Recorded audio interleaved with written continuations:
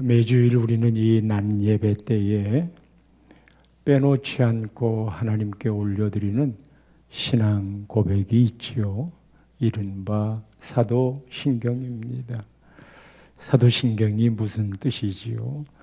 사도들이 상당히 신경 써서 만든 게 아니고 그리스도를 따르는 사도들의 신앙 고백을 위해 교리의 핵심을 간추려서 적은 권위 있는 공식적 진술이 사도신경입니다. 여기에는 우리가 믿는다는 신앙 고백이 있어요. 모두 4번 나오잖아요. 하나님을 믿는다, 예수님을 믿는다, 성령님을 믿는다. 여기에서 나오는 여러 가지 교회, 죄사함, 부활, 영생 이런 것들을 믿는다. 이렇게 4수로 나뉘어지죠. 그 믿는다는 고백 중에 가장 많은 분량을 차지하는 게 예수님에 대한 것을 믿는다는 고백입니다. 예수님의 일생을 사도신경에 다 기록해 놓았어요.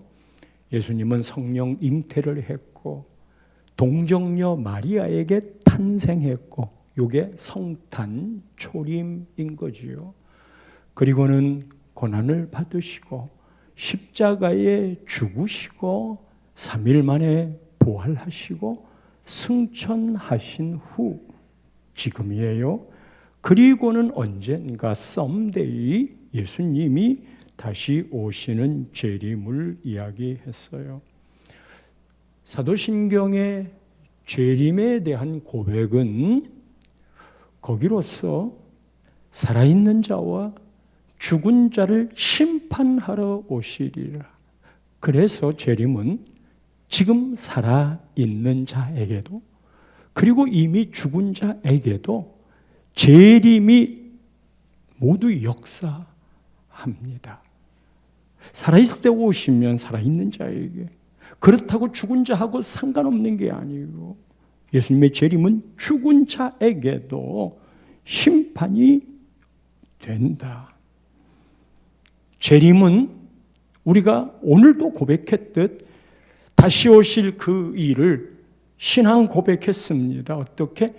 믿습니다 하고 말이에요. 재림은 꼭 이루어질 일입니다. 사랑하는 성도 여러분, 여러분에게 묻습니다. 오늘도 또 예수님 다시 오시는 그 재림을 믿으십니까? 성경의 기록을 보면 히브리서 9장 28절 말씀에 이와 같이 그리스도도 많은 사람의 죄를 담당하시려고 단번에 들이신 바 되셨고, 예수님 십자가의 죽으심이잖아요. 구원에 이르게 하기 위하여 죄와 상관없이 자기를, 예수님을 바라는 자들에게 두 번째 나타나시리라. 이 두 번째 나타나심이 곧 재림입니다. 예수님이 성탄으로 처음 온 게 초림이잖아요. 다시 오시는 게 재림이잖아요. 무슨 차이가 있을까요? 시작했다, 마지막이다, 이 차이도 있겠지만 초림과 재림의 사건의 중요한 차이점은요, 초림은 예수님의 성탄인데 예수님이 오시는 거 몇 명이나 알았을까요? 동방박사가 별을 보고 찾아와가지고는 유대인의 왕으로 나신 이가 어디 있느냐. 헤로당이 그 말을 듣고 아기에 대하여 자세히 알아보고 찾거든. 유대인의 왕으로 났다는데 어디서 났는지 몰라요. 헤로당도 그랬어요. 그래서 성탄절의 날을 정하는 일에 이런저런 이야기가 있었습니다만 동방정교회는 우리가 지키는 12월 25일을 그들은 1월 6일이 성탄절로 지금도 지키고 있는 것처럼 예수님이 오신 초림의 성탄은 소문 없이 오셨어요. 오셨는지 안 오셨는지 목자들이나 동방박사들이나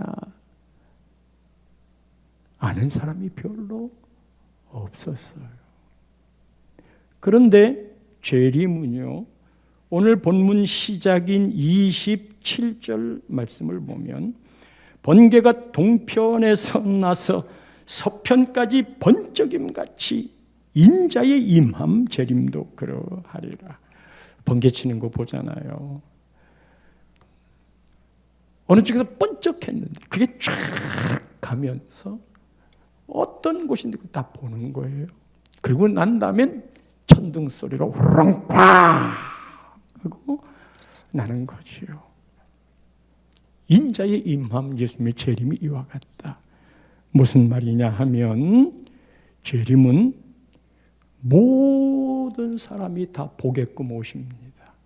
초림은 숨겨졌지만 번개를 치면 순식간에 모든 사람이 다 볼 수 있는 것처럼 재림도 그렇다. 28절에 보면 죽음이 있는 곳에는 독수리들이 모일 것입니다. 이 죽음은 죽은 사체를 말해요. 시체이죠. 시체가 있는 곳에는 독수리들이 모일 것이라. 독수리는 시체를 그냥 넘어가지 않습니다. 매는 하늘 높은 얼마나 시력이 좋은지 기어가는 들쥐도 낚아채요. 독수리는 아무리 높은 하늘이어도 시체를 그곳에서 볼 수 있습니다. 그리고 시체가 있는 곳에 모여들지요.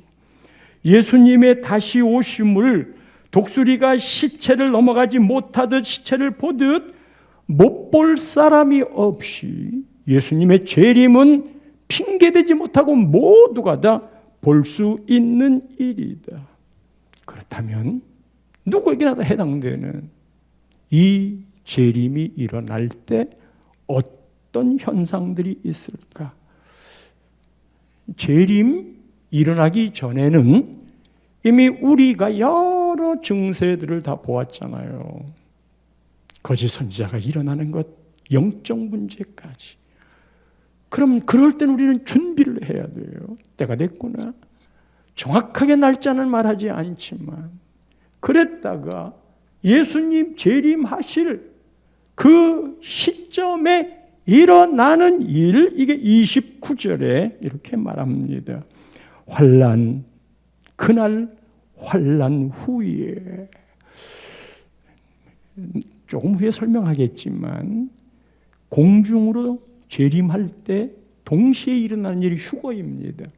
믿는 사람들이 위로 올라가는데 그것을 놓고 7년 환난이 있기 전에 휴거가 되는 사람이 있다 하기도 하고 7년 환난을 다 통과한 다음에 올라가서 공중 재림을 한다는 설도 있어요. 환난 전이든 환난 후든 구원하고 상관이 없습니다. 그러나 환난 전에 환난을 통과하지 않은 자와 환난을 통과한 이후에 공중 휴거를 하는 자와의 신앙의 농도는 다르겠지요. 여러분들은 어떤 자세로 살고 싶으신가요? 아이고 하나님, 나 그냥 공중 재림 예수님 그때 만날 수 있도록 환난은 겪지 않게 해주세요 라는 생각을 가질 수 있겠지만 그런 생각도 성경에 있어요. 그러나 여기 보면 환난 후에, 이 환난을 통과한 후에 그때 나타나는 천체의 변화가 해, 달, 별 이 세 가지를 이야기하는데 해가 어두워지는데 달이 빛을 안 내는데 별들이 하늘에서 떨어진대. 이거는 자연의 변화입니다. 천체의 변화입니다. 이것은 우주의 변화입니다. 예수님의 재림의 사건은 한쪽에서 그저 예수 믿는 사람들에게만 일어나는 소박한 한쪽에서의 일이 아니라 온 우주가 움직이는, 아니 이 천체가 다시 재창조되는 것 같은 그런 울림이 있는 거예요. 이게 예수님의 재림이에요. 예수님은 온 우주를 다스릴 뿐만 아니라 그러기에 온 우주보다 크신 분이 예수님입니다. 이 예수님이 초림 그리고 십자가에 죽으실 때 그리고 다시 재림하실 때 십자가에 죽으실 때도 해가 어두워지고 지진이 나고 자연이 움직였죠. 그 위대하신 예수님이 이 땅에 오실 재림의 때에 온 우주와 자연과 천체가 변하는 거예요. 예수님이 그런 분이신 것을. 그 다음에 하늘의 권능들이 흔들리리라. 대우주 자연의 재편이 있는가 했더니 재창조의 의미가 있는가 했더니 이제는 하늘의 권능들이 흔들리리라. 이 하늘의 권능들에 대한 해석이 또 있겠습니다마는 해나 달이나 별들도 다 하늘의 권능들이 흔들렸다는 말에 해당이 되지만 영적인 의미에서는요, 공중 권세 잡은 자들, 하나님이 아담 죄 이후에 허락해 주었어요. 알곡과 알곡을 뿌릴 때 가라지도 같이 뿌려져요. 가라지가 처음에는 비슷한데 훨씬 더 빨리 자라고 강해서 알곡을 눌러. 그러니까 가라지를 뽑을까 했더니 놔둬라. 알곡이 다칠까 한다. 그 말은 뭐예요? 가라지에 가치가 있다는 거예요. 뽑지 말아라. 그래, 이 땅에 악이 존재하고 있는 거예요. 아직 사단이 활개를 치도록 허락한 거예요. 그러면 하나님이 사단을 허락했다면 하나님은 그 사단을 없앨 만한 능력이 없으신 전능하신 분이 아니란 말인가? 아니면 사단을 물리치고 없애고 싶은데 그럴 힘이 없는 그런 전능하지 않은 분이거나 아니면 전능하지만 그것을 인정하는 걸 보니까 전적으로 선한 분이 아닌가? 여러분, 그렇지 않아요? 마지막 날, 그게 예수님의 재림 때입니다. 이 사단이가 영원히 꺼지지 않는 풀무불, 그 끝을 알 수 없는 무적행으로 떨어지게 될 거다. 그런 영적 의미의 하늘의 권능들이 흔들리리라.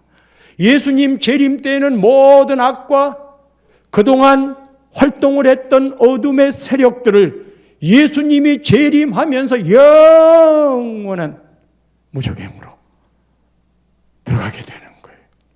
영적 세계가 다시 재편하는 것 같은 사탄 세력의 파멸이 그 재림 때 일어나는 거예요. 여러분, 이게 얼마나 어마무지한 일들인가요? 이게 재림인 거예요.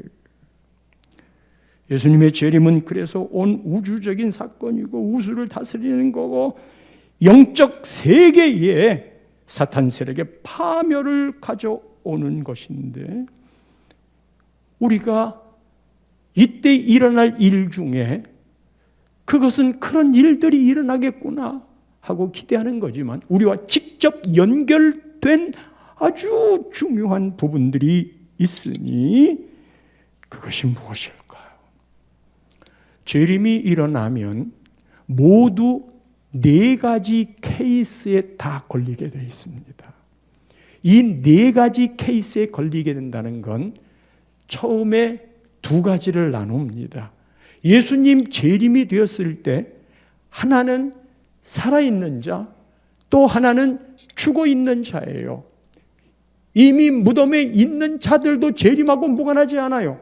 살아있는 자들은 그렇게 만나겠지만 우리 시대에 오실는지 우리가 죽은 다음에 오실는지 그것은 모르겠으나 예수님의 재림이 우리와 연관지어서 생각할 수 있는 우주적인 사건 전체의 변화, 마귀들의 역사는 하나님이 행하시는 일이지만 우리의 영혼과 우리에게 해당되는 사건이 네 케이스가 있다고 그랬잖아요.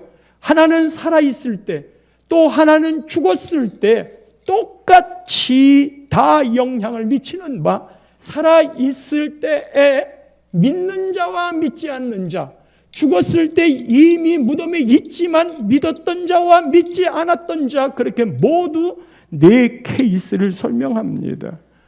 31절에 이렇게 첫 번째 케이스를 말합니다.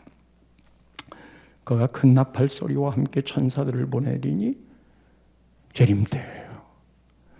그들이 그의 택하신 자들을, 누구? 택하신 자들, 예수 믿는 자들. 성도 여러분, 우리가 예수를 믿는다는 건 내 쪽의 자가 발전도 필요하지만 더 중요한 건 하나님이 인정하시느냐 이거예요.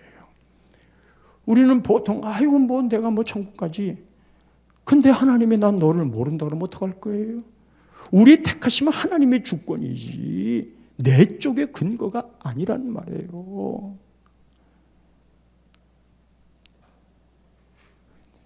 하나님 쪽에 근거라는 말을 말해주는 게 내가 하나님을 사랑한 게 아니고 하나님이 먼저 나를 사랑했다. 그리고 우리가 교회 다니니까 당연히 그렇게 나를 택했을 거야. 그 믿음은 아름답고 소박하고 좋은 거지요. 근데 여러분 보십시오. 그렇지 않을 수도 있어요. 제 눈에도 그렇게 생각 들 때가 있을 때가 있다니까요. 정말이에요.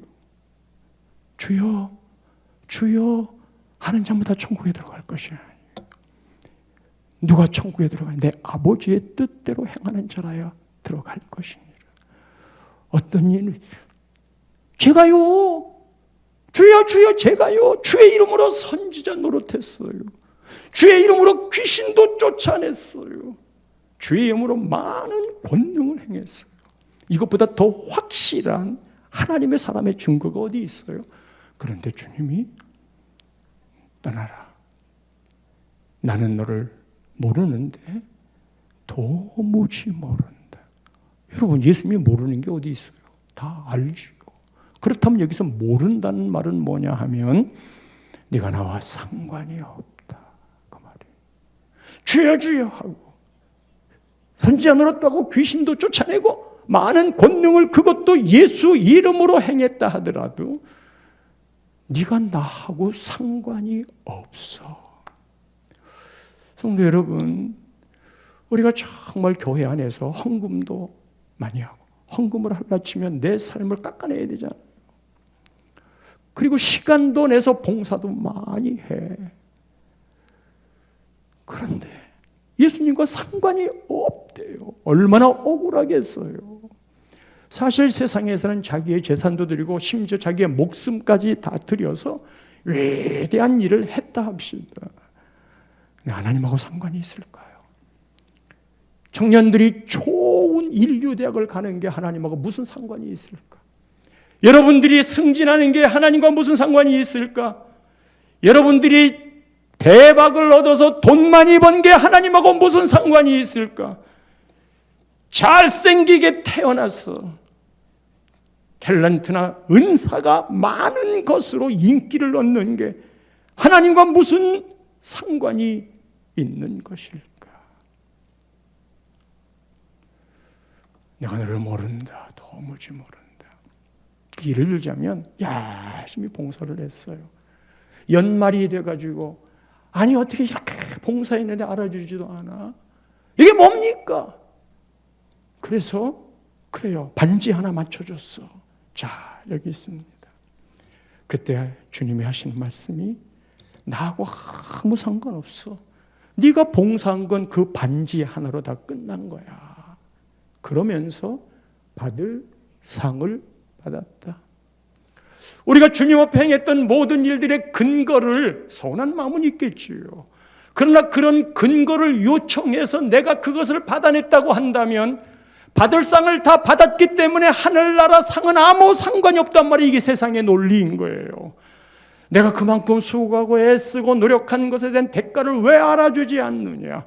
믿음의 사람들은 이 땅에서 받지 않을래나, 이 땅에서 인정받으면 하나님 나라에 쌓일 것이 없으니까 나 인정 안 받을래, 그거 안 받을래.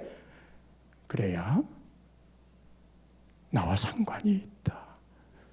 세상 가치하고 다르지 않아요? 받을 상을 다 받았어. 그런데 교회를 섬기고 믿음 생활하다가 보면 그 받을 상을 다 받아서 하늘에는 아무것도 쌓이는 것이 없는, 왜 안 알아주는 거냐? 끝없이 자기를 높이고 그럴 때마다 섭섭한 마음이 들면 한 번 해대 붙이고, 그리고 거기에 굽신하는 것을 내가 승리했다고 생각하고, 교회 안에서 그런 태도로 믿음 생활하는 모습들이 어찌 구원의 반열에 들 수 있을까? 그래서 아무 상관이 없다는 말을 모른다고 그러는 거예요. 이게 택하신 자들의 의미입니다. 하나님이 인정해 줘야 돼. 그런 택한 자들을 하늘 이 끝에서 저 끝까지 사방에서 이게 휴거예요. 전 세계 예수 그리스도를 진실로 믿는 자들, 그 안에 예수의 생명이 있는 자들. 사랑하는 나눔의 성도 여러분들에게 이 시간 묻습니다. 내 안에 정말 예수의 생명이, 난 오늘 죽는다 할지라도 그 주님과의 관계에서 뗄 수 없는 그 생명을 나는 얻을 거야. 나 오늘 죽으면 천국 못 가. 무엇이 그런 생각들을 갖게 하는 것일까? 내 공로, 이것이 나를 천국에 가게 하는 것일까? 다 모아서 재림 때에 공중 들림 휴거를 해요.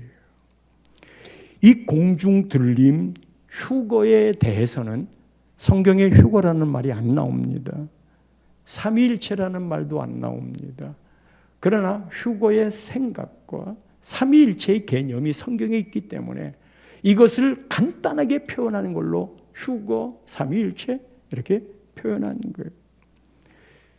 예수님 재림 때 하늘 이 끝에서 저 끝까지 사방에서 모으리라 하는 것이 이게 휴거예요. 이 휴거에 대한 게 데살로니가전서 4장 17절에는 더 구체적으로 이렇게 표현을 했어요. 재림 때에 일어나는 일인데 이 휴거는 믿는 사람에게만 해당되는 이야기예요.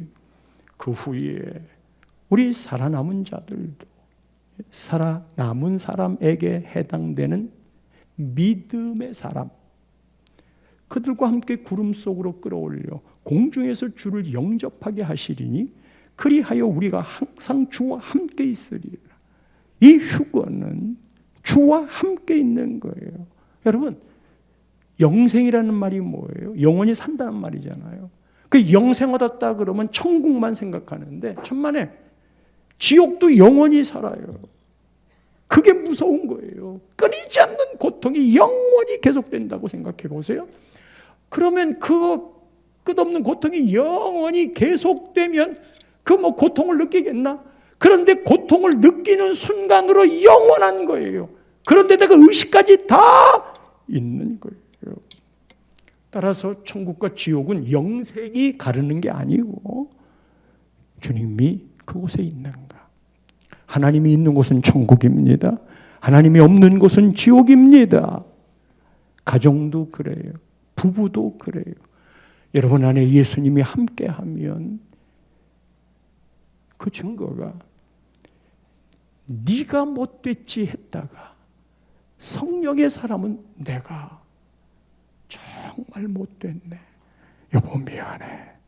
내 책임이야. 내 문제야. 그렇게 돌아가는 거예요. 근데 하나님이 안 계신 곳에는 끝없이 이간을 해요. 끝없이 너 때문에 내가 불행하다고 해요. 그러다가 예배를 드리다가 성령이 말씀을 통하여 내 가슴을 꽉 치면 그때 깨달아. 아내가 나 때문에 얼마나 고생했나. 그리고 내가 이렇게 거짓말하고 속이고 진짜 악한 놈이네. 왜 그럴까? 처음에는 너 때문이야 그러다가 하나님 나 때문이에요. 그게 하나님의 있음과 하나님의 없음의 차이인데, 그래서 여러분의 삶의 가정의 부모 자식 간에도 같이 신앙으로 하나가 되는 마음에는 그 천국을 이루지만, 그렇지 않으면 여러분 각자가 신앙하고 각자 그것도 신앙 아닌 신앙으로 신앙하는 것처럼 생각하면 그 삶이 지옥이에요. 지옥이에요.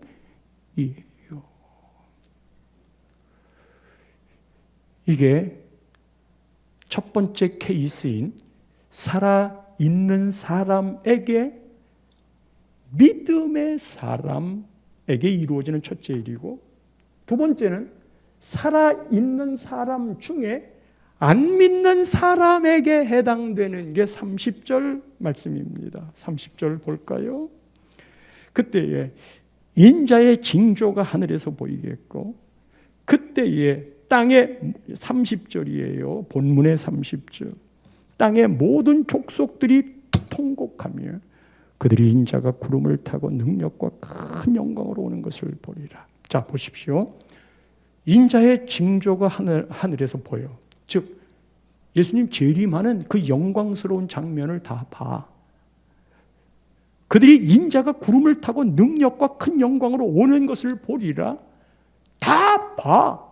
그런데 믿는 사람들은 들림받아 공중에서 신랑 되신 예수님과 신부된 우리가 함께 만나 공중 결혼식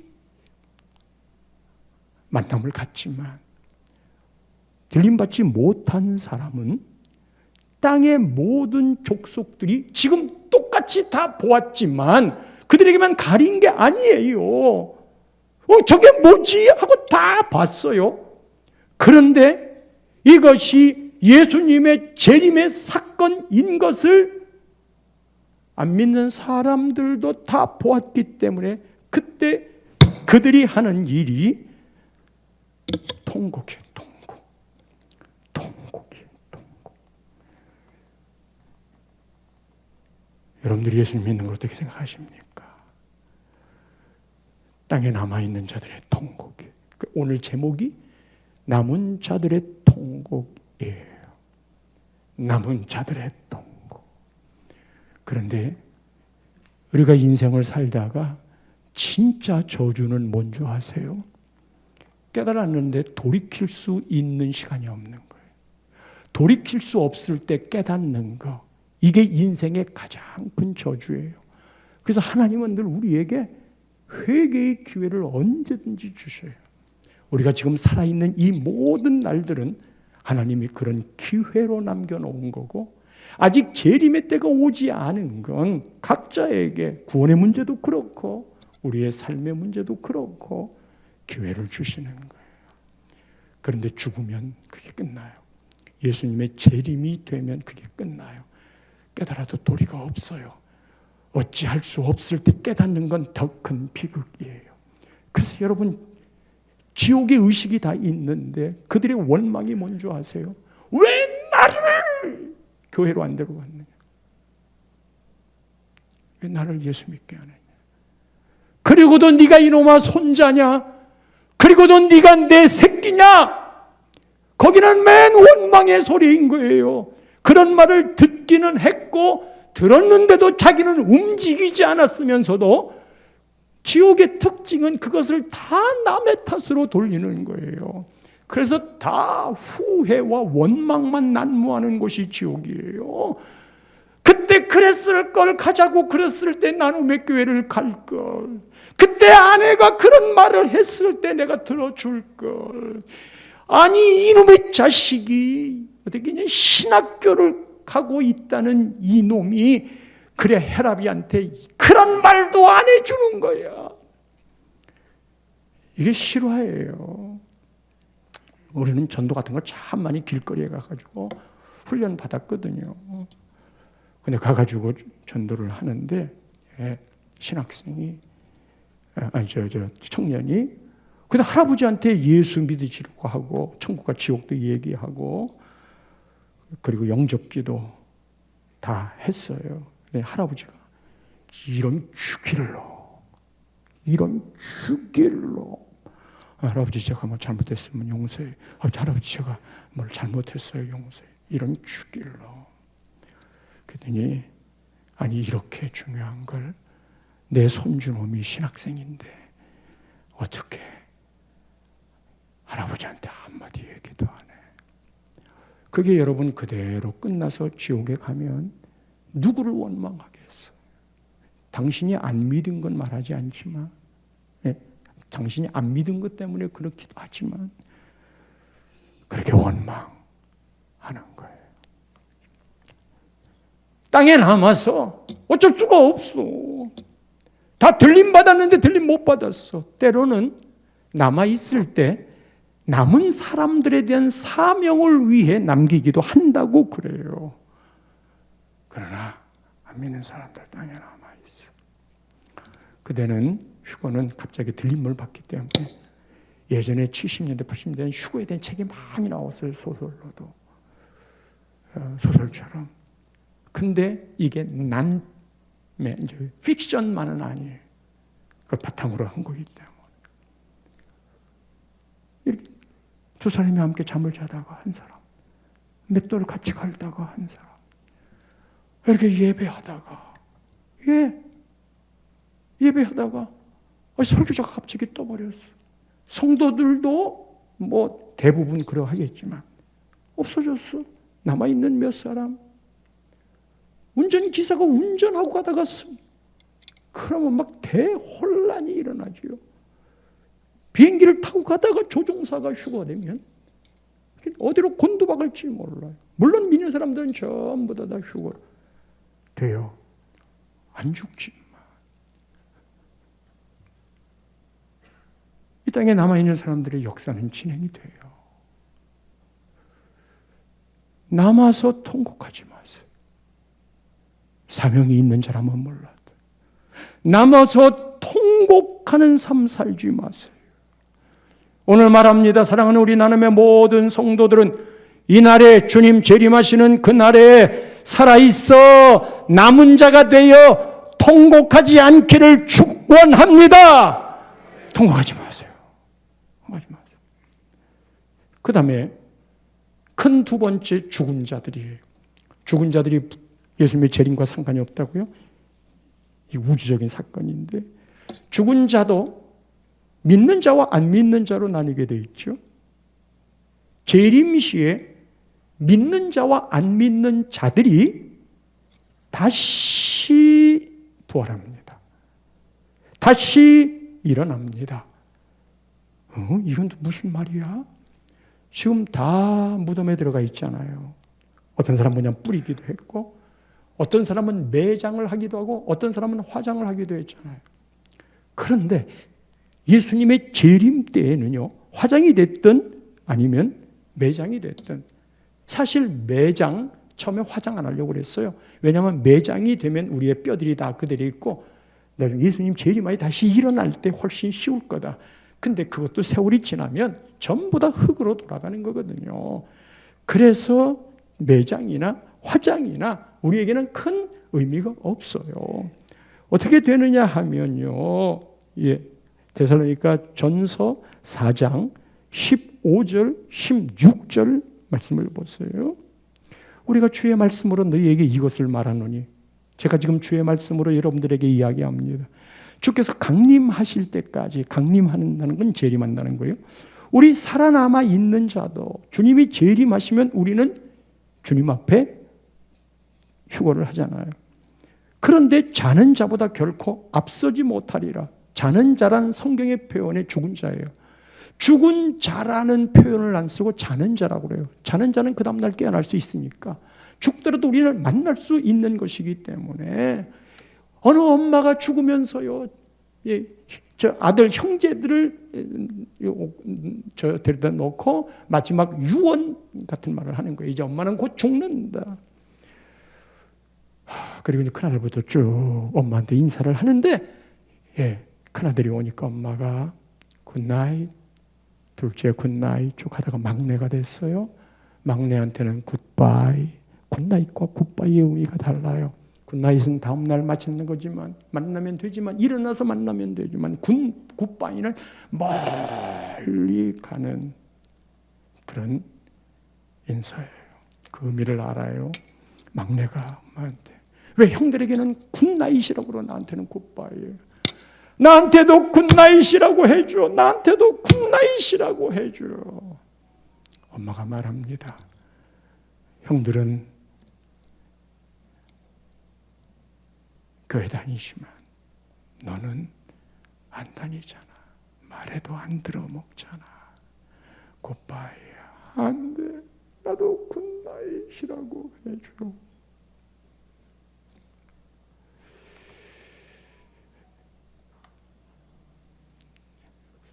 우린 죽은 사람이 아니고 자는 사람이고 그리고 하늘에서 다 만날 사람들. 죽은 자들이 먼저 앞선대요. 16절 말씀으로 이어집니다. 16절. 우리가 주의 말씀으로 너희에게 이것을 말하느니 16절 띄워줘 보세요. 16절. 주께서 호령과 천사장의 소리와 하나님의 나팔 소리로 재림할 때 모습이죠. 친히 예수님이 친히 하늘로부터 강림 재림하시니 그리스도 안에서 죽은 자들이 먼저 일어나고 죽은 자들이 먼저 일어나고 나는 몇 개 부활 동산이 있잖아요. 그곳에서 많은 분들 장례를 치러주잖아요. 우리 교인들은. 그 장례 안치 다 하고 흙을 돋을 때 주님 재림하시는 날 우리 성도들이 우리 가족들이 우리 교인들이 여기다 다 일어나게 될 거예요. 그럼 우리의 생각에 아니 유골 한 줌인데요. 일어나면 어떤 모습으로 일어나는가? 여러분 우리의 몸체로 일어납니다. 물론 변화된 몸체지요. 우리는 지금 유골로 끝난다고 생각을 하고 또 매장을 했어도 모두 다 흙으로 들어갔는데 어떻게 예수님 재림할 때 그런 일이 일어나느냐? 부활의 몸체는 시간과 공간 초월했잖아요. 예수님이 천지를 창조하실 때 하나님이 있는 것에서 없는 것을 만드셨어요. 하나님이 그렇게 하시겠다고 약속하는 거예요. 그래서 다시 이른바 우리 개념으로는 재창조가 일어나는데 죽은 자들, 그 죽은 자들의 무덤에서 먼저 일어나서 만나고 살아있는 우리가 그 다음에 만나는 건데 살아있는 우리가 예수를 믿으면 만나지만 예수를 살아있는 사람이 안 믿으면 통곡을 한다고 그랬어요. 그러면 예수를 믿고 죽은 진짜 믿음의 사람 우리 부활동산에 묻혀있는 분 그런데 이 부활동산에는 직계가 허락이 되니까 우리 아버지 엄마는 예수를 안 믿었지만 그러나 우리 교회 묘지에 모시고 싶다? 그거 어떡합니까? 직계니까 모신단 말이야. 그 대신에 다른 종교 표시를 한다든지 하지 말고 좀 더 십자가 표시다. 그러면 그런 분들은 일어나지 못할 수 있어요. 그것도 우리가 판단할 일은 아니지만 누가 일어난다 못 일어난다. 그런데 예수를 믿더라도 교회 멤버십은 있지만 하늘나라에 멤버십이 없는 사람도 있어요. 그러면 그거 일어나겠어요? 일어나죠. 그래서 안치식을 하면서 하나님 사랑하는 성도 마지막 취토를 하면서 천국에서 만납시다. 언제가 재림이 될 때는 모르겠지만 천국에서 꼭 만납시다. 그렇다고 한다면 이 죽었는데 안 믿는 사람들은 그러면 어떻게 되는 거냐? 요한계시록 20장 12절 말씀부터 보시면 요한계시록 20장 12절 또 내가 보니 죽은 자들이 큰 자나 작은 자나 그 보좌 앞에 있는데 책들이 펴있고 또 다른 책이 펴졌으니 곧 생명책이라. 생명책이 있어요.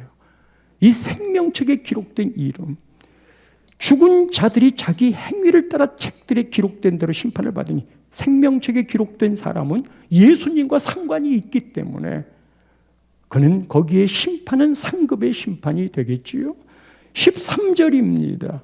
바다는 13절 바다는 원래 죽음, 저주 이런 것과 연결이 되어 있어요. 강은 생명 이런 것과 연결이 되어 있지만 바다가 그 가운데서 죽은 자들을 내주고 요나가 물고기 뱃속에서 나왔잖아요. 또 사망과 음부도 그 가운데 죽은 자들을 내주고 사망이 안 믿는 그 죽은 자들을 내준대요. 뭐가? 사망과 음부가. 그리고 이 사람들도 똑같이 자기의 행위대로 심판을 받고 예수 모른다고 했던 이 사람들에게 심판이 임하는데 이 심판이 어떤 심판이냐? 14절 말씀으로 가면 사망과 음부도 불못에 던져진 이것은 둘째 사망 곧 불못이라. 첫째 사망은 우리가 육신이 죽는 거예요. 둘째 사망은 영원한 지옥에 떨어지는 거예요. 그게 둘째 사망이에요. 안 믿는 사람들은. 믿는 사람들, 죽었던 믿는 사람들은 주를 만나게 될 거고 안 믿는 사람은 죽었어도 다시 내어주어 다시 깨어나서 그리고 지옥에 떨어지는 거예요. 그러면 우리가 오늘 죽었다 합시다.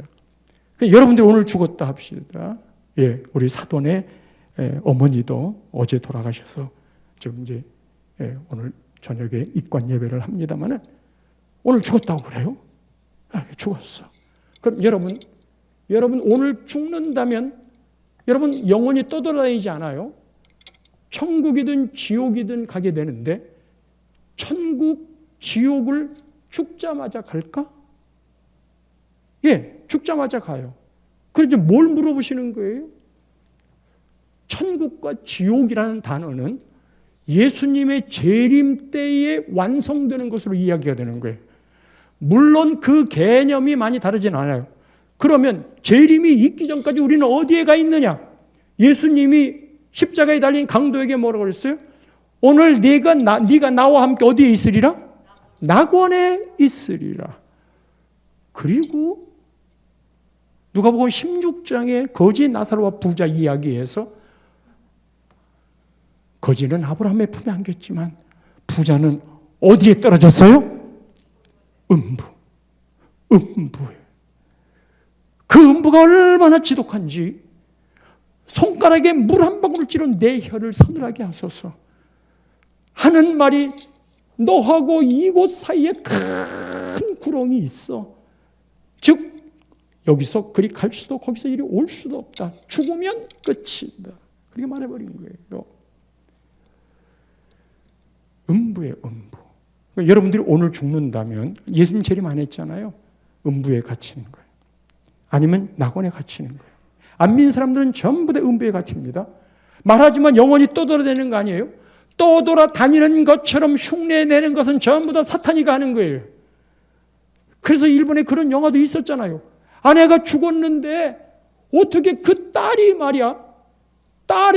분명히 딸인데 엄마가 하고 있는 것 같은 생각을 똑같이 해. 그리고 자기 아빠한테 이야기할 때 마치 아내가 살아서 이야기하는 것처럼 똑같아. 그래서 사람들은 푸닥거리를 하면서 봐라 아내의 귀신이 여기에 씌었다. 아내의 죽은 영이 이 딸에게 씌었다. 푸닥거리를 하잖아요. 좀 센 귀신이 오면 그 증세가 없어지겠지. 그런데 더 큰 귀신이 달라붙는 거예요. 전부 마귀가 속이는 거예요. 마귀는 그거 다 알아요. 아내가 어떤 일을 했는지 그거 다 알아요. 그런데 그거를 모르고 그 귀신 쫓아내겠다고 푸닥거리하고 돈 갖고 오라고 그러고 그렇게 속아 살아요. 이 음부에 있던 자가 예수님 재림하면 그때 완성을 이루어 지옥이라고 그래요. 낙원에 있던 자가 완성이 되면 그걸 천국이라고 그래요. 개념은 같은 개념이에요. 단어 사용의 구별을 이야기한 거예요. 사랑하는 성도 여러분, 주 안에서 죽는 자들이 복되다라고 요한복음 14장에 말했는데 주 안에서 죽는 자들이 얼마나 복된 건 줄 아세요? 그리고 예수님의 부활도 그렇지만 승천하셔서 저 하늘의 보좌에서 권세로 있는 그 예수님이 마지막 날 심판하시러 재림으로 오실 때 온 우주가 놀라 자빠지고 마귀는 전부 다 꼬꾸라지는 이 어마어마한 재림을 여러분 어떻게 대하십니까? 어떻게 기대하십니까? 우리는 살아서 주를 만나든 죽어서 주를 만나든 사나 죽으나 우리는 예수만 잘 믿으면 문제없는 사람들입니다. 문제는 지금 내가 어떤 길로 가고 있는가? 재림하시는 예수님을 어떻게 맞이할 준비를 하는가? 순결한 신부의 삶으로 또 한 주간 살아갈 수 있기를 축원합니다.